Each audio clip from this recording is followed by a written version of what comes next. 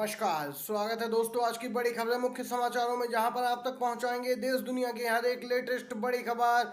इस वीडियो में जानेंगे दोस्तों, एनडीए में होने वाली है बड़ी बगावत। आपको बताते चलें, दूसरी तरफ हरियाणा बीजेपी में मचा घमासान। इस बात पर शाह के सामने अड़े खट्टर, गृह मंत्री ने आनंद फानन में रद्द किया दौरा। जानेंगे दोस्तों, वहीं दूसरी तरफ कश्मीर में चुनाव लड़ेगी आरएलडी। एनडीए की सहयोगी पार्टियां लगातार आंखें दिखा रही हैं बीजेपी को। दूसरी तरफ राहुल गांधी हमलावर हैं बीजेपी पर। 40 स्टार प्रचारकों की लिस्ट भी जारी हुई है कांग्रेस की ओर से।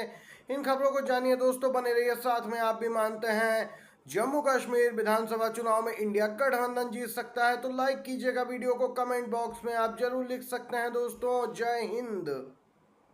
हरियाणा बीजेपी में घमासान। इस बात पर शाह के सामने अड़े खट्टर, गृह मंत्री ने क्यों रद्द किया दौरा। हरियाणा विधानसभा चुनाव की तारीखें बदलने के बाद गृह मंत्री अमित शाह का चुनावी दौरा रद्द हो गया। शाह को जिंद में जन आशीर्वाद रैली में आना था, लेकिन वो नहीं पहुंचे। ऐसे समय में बीजेपी की पहली लिस्ट आने वाली थी। भाजपा पूरी तरीके से बैकफुट पे दिखाई दे रही थी। बाहरी प्रत्याशियों को टिकट मिलने की संभावना को लेकर दोस्तों पार्टी में दो फाड़ है। वहीं आपको बताते चलें, लगातार खट्टर ने बीजेपी पर दबाव बना रखा है। बीजेपी सूत्रों के माने तो अमित शाह, केंद्रीय मंत्री मनोहर लाल खट्टर पार्टी में नेताओं की एंट्री को लेकर आमने सामने हैं।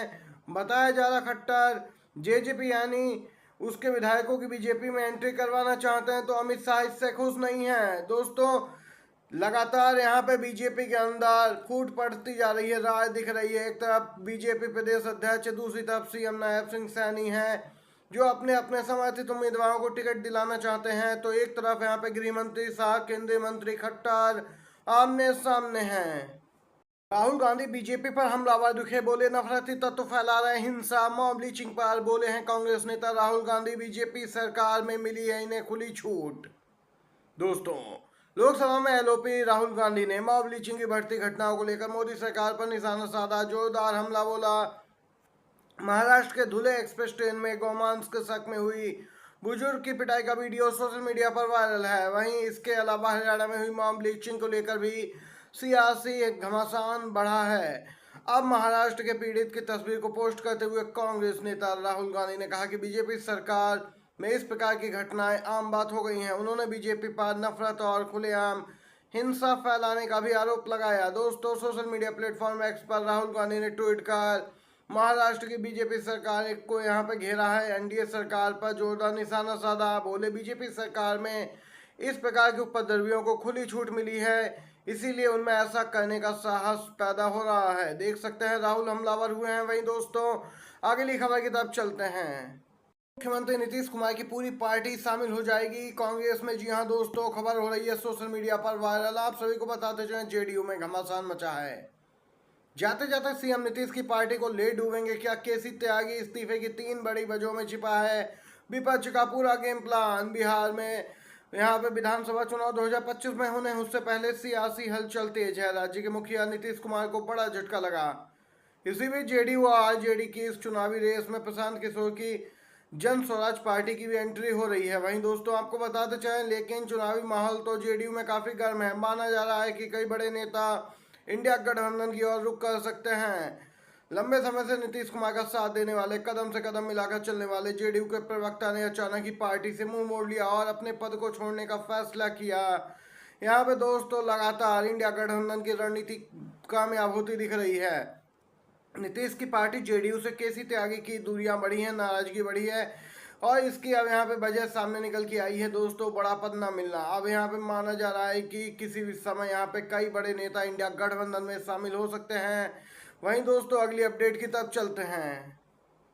महाराष्ट्र की राजनीति में छत्रपति शिवाजी महाराज की प्रतिमा गिरना बड़ा मुद्दा बन गया है। शिवाजी के वंशज का हाथ थाम सड़क पर उतरे 84 साल के चाणक्य, हिल गई यहाँ पे महाराष्ट्र की सरकार। दोस्तों, इसको लेकर सत्ताधारी एनडीए बैकफुट पर है। खुद प्रधानमंत्री इसको लेकर माफी मांग चुके हैं। सीएम, डिप्टी सीएम सभी माफी मांगते घूम रहे हैं। इसी बीच विपक्ष इस मुद्दे को छोड़ना नहीं चाहता। महाराष्ट्र की सियासत के सबसे कद्दावर नेता और वरिष्ठ नेता शरद पवार यहाँ पे इस घटना के विरोध में सड़क पर उतर आए। उन्होंने कोल्हापुर के सांसद और शिवाजी के वंशज साहूजी महाराज के साथ हुतात्मा पार्क से गेटवे ऑफ इंडिया तक पैदल मार्च में हिस्सा लिया। दोस्तों, देख सकते हैं किस प्रकार से एनडीए सरकार के खिलाफ मोर्चा खोल दिया गया है। सड़क पर उतरे चाणक्य तो हिल गई यहाँ पे सत्ता। दोस्तों बीजेपी और यहाँ पे शिवसेना शिंदे गुट एकदम से बैकफुट पर आ गए जब से शिवाजी महाराज की प्रतिमा गिरी है। इस पूरे मामले को लेकर विपक्ष लगातार हमलावर है और एक इसे बड़ा चुनावी मुद्दा बनाने की तैयारी में दिख रहा है। महाराष्ट्र में कुछ ही माह में विधानसभा चुनाव होने वाले हैं।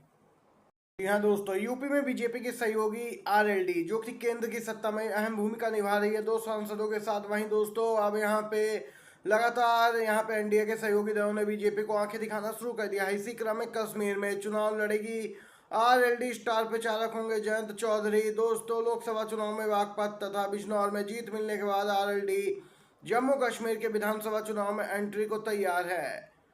जम्मू कश्मीर चुनाव लड़ने की घोषणा कर दी गई है। आरएलडी की ओर से 23 स्टार प्रचारकों की सूची जारी की गई।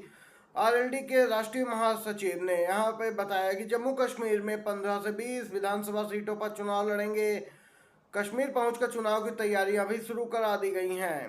भाजपा यानी एनडीए संग चुनाव लड़ने के सवाल पर दोस्तों कहा गया कि जम्मू कश्मीर में हमारा गठबंधन नहीं है, आरएलडी अलग चुनाव लड़ेगी। दोस्तों देख सकते हैं बीजेपी को आंखें दिखा रहे हैं और यहाँ पर एनडीए के सभी एक के बाद एक दल सहयोगी दल दोस्तों, पहले चिराग पासवान, जेडीयू, टीडीपी और अब आरएलडी भी। दोस्तों इसी के साथ एक और अपडेट आ रही है।